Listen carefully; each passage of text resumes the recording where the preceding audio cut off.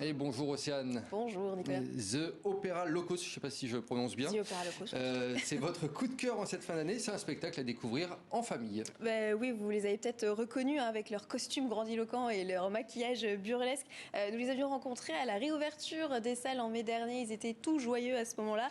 En ce moment, ils se produisent toutes les vacances et jusqu'au 16 janvier à Bobino. Alors j'avais vraiment envie de vous parler de ce spectacle que j'aime beaucoup. The Opera Locos, c'est 1h15 de rire et d'énergie. Alors je vous explique le concept. Il y a 5 chanteurs lyriques qui reprennent des grands classiques de l'opéra, mais aussi des tubes pop, tout en sketch et en mime. Ils ne parlent jamais, ils ne font que chanter et ils incarnent chacun des personnages drôles et attachants. Ça marche très très bien. C'est vraiment un spectacle pour tout le monde et j'incite notamment même les enfants parce que c'est une belle initiation à l'opéra tout simplement et ça donnera peut-être envie aux plus réticents aussi d'aller découvrir pourquoi pas une pièce d'opéra par la suite. Avec Guillaume Gouet, hier nous étions dans les loges en pleine préparation du spectacle.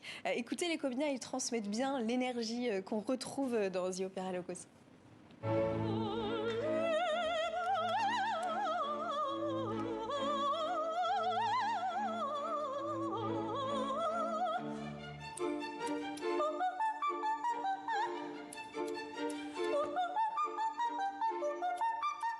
C'est aussi, Opera Locos, une façon de découvrir l'opéra quand on ne connaît pas du tout et qu'on appréhende peut-être cet univers qui est si beau, qui est un art populaire depuis son existence en fait, et découvrir l'opéra à travers des clins d'œil à la pop, des clins d'œil à la variété actuelle.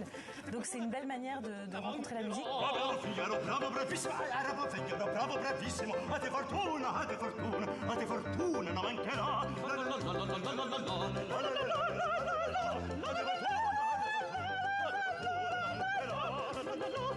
On sort complètement l'opéra de son contexte, de son lieu, de ses codes. Il y a des tas de gens qui se disent oui mais bon, ne serait-ce que pour aller à l'opéra, je n'ai pas de quoi m'habiller pour aller à l'opéra. C'est peut-être idiot, mais c'est le cas.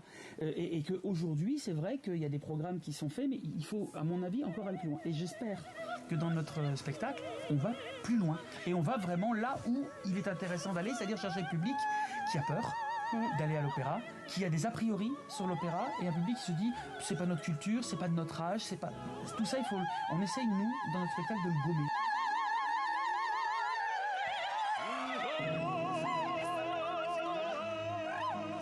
Voilà, c'est donc jusqu'au 16 janvier à Bobino, à Paris. Une belle découverte, effectivement. Alors, des spectacles maintenus en France. Par contre, ce n'était pas trop le cas en Belgique. Mauvaise nouvelle pour la culture là-bas. Oui, en effet, l'annonce est tombée hier avec la crainte d'une hausse de cas Omicron. Le variant Covid, la Belgique a annoncé la fermeture des lieux culturels à partir de dimanche.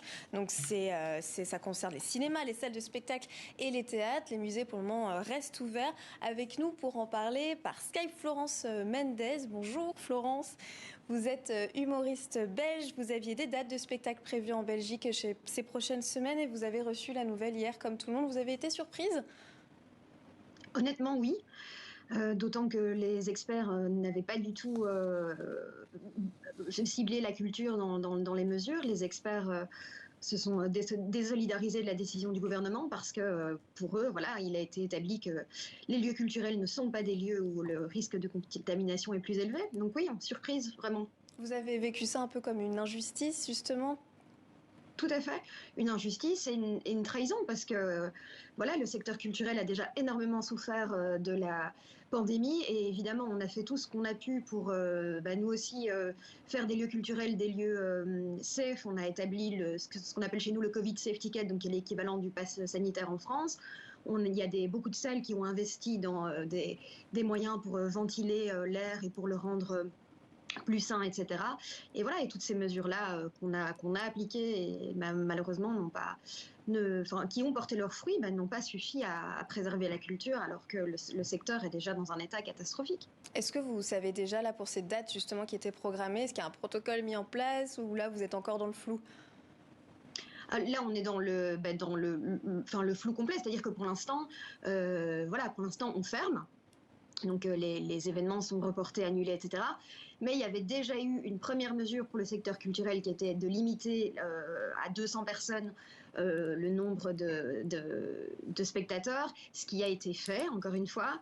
Et voilà, et ça n'a pas suffi. Donc là, pour l'instant, a priori, ça ferme.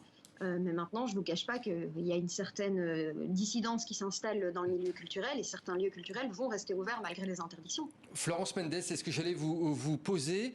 Vous avez sur vos réseaux sociaux exprimé votre colère. Est-ce que vous allez peut-être vous organiser entre acteurs et actrices du milieu culturel pour faire des actions, pour dire je vais continuer mon spectacle, je vais rester ouvert si je suis un cinéma? C'est en cours ce genre d'action ou pas, ou vous y pensez?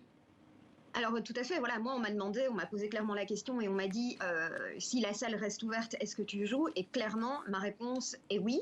Moi je suis contre le fait évidemment de mettre les gens en danger, même maintenant que les experts ont statué sur le fait que les lieux culturels sont safe et ne présentent pas un risque plus élevé de contamination grâce aux mesures prises. Oui, maintenant, ça suffit.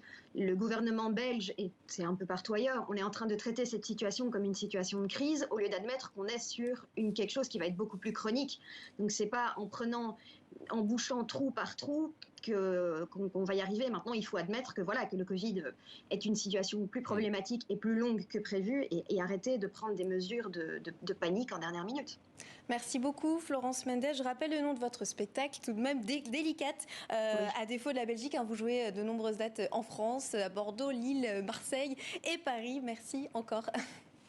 Et merci à vous pour votre temps. Merci Florence Mendes et merci à vous Océane Gohanek. À très bientôt. À bientôt.